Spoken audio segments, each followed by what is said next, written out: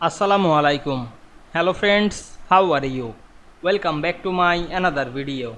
In this video I am going to show you how to insert gradient background to chart in Microsoft Excel. Let's get started. At first you have to open your Excel workbook. Now we want to insert the gradient background to chart. At first select data to this chart, click and drag on our mouse.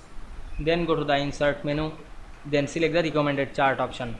Now I am go to the all chart menu. We can see here many chart. You can add any chart.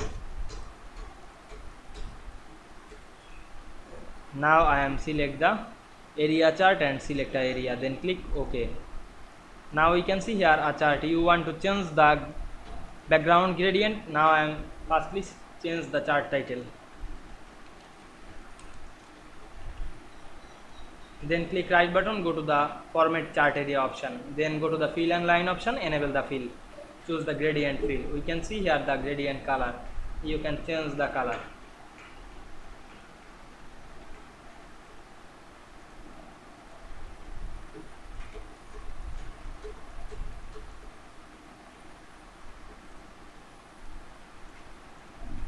Now we can see we make a gradient fill to chart in Excel very easily.